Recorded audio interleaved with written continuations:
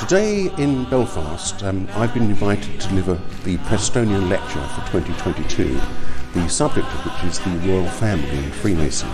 Back last year, I was invited by the Grand Lodge of England to consider being the Prestonian Lecturer for this year.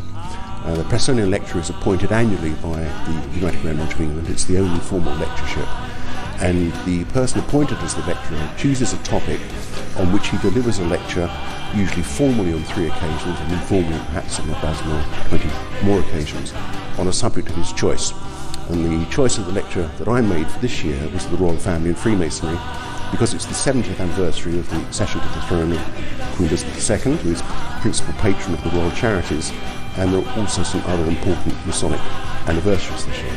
I had no idea of the extent of the Royal Family's connection with Freemasonry in England and indeed in Scotland and Ireland.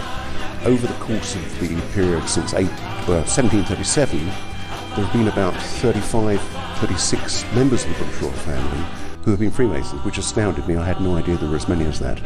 And in addition to those, female members of the Royal Family, who of course are not Freemasons, have nonetheless been very active supporters of the Masonic charities. Well, behind me is Albert Edward, Prince of Wales, and he was Grand Master of the United Grand Lodge of England from the 1870s until he ascended the throne as King Edward VII in 1901 on the death of his mother, Queen Victoria. And he came to Ireland on a number of occasions and attended the Grand Lodge at Molesworth Street in Dublin, and was actually appointed an honorary past Grand Master of the Grand Lodge of Ireland. Of his grandchildren, several were Masons, including King George VI, King Edward VIII, and the Duke of Kent, who was the father of the current Duke of Kent.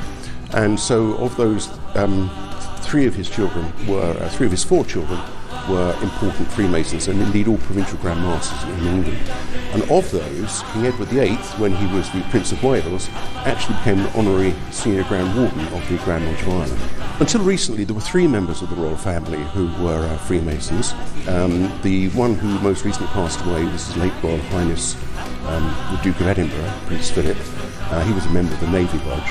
Today, we have 2 members of the Royal Family, the Duke of Kent, who has just celebrated 55 years as Grand Master of the United Grand Lodge of England, and his younger brother, Prince Michael of Kent, who has just celebrated 40 years as Grand Master of the Grand Lodge of Markby Master Masons in England, the Mark being a separate organisation to the craft. I've enjoyed it very much so far. People are so friendly.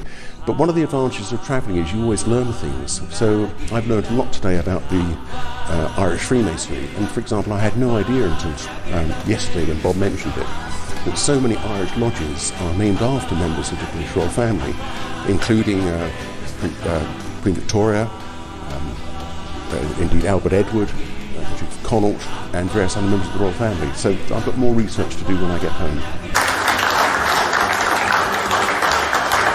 I find it a very interesting presentation. The knowledge that John Hawkins has on Masonry back to the 1700s is unbelievable. And the amount of research that he has done is certainly unbelievable, and certainly there's a lot of the situations back in the 17, 18, 1900s which I was not aware of. I wouldn't be a great historian myself, but I certainly found these presentations extremely interesting right up to the present day for Prince Michael of Kent, who is the Grand Master of the Grand Lodge of England.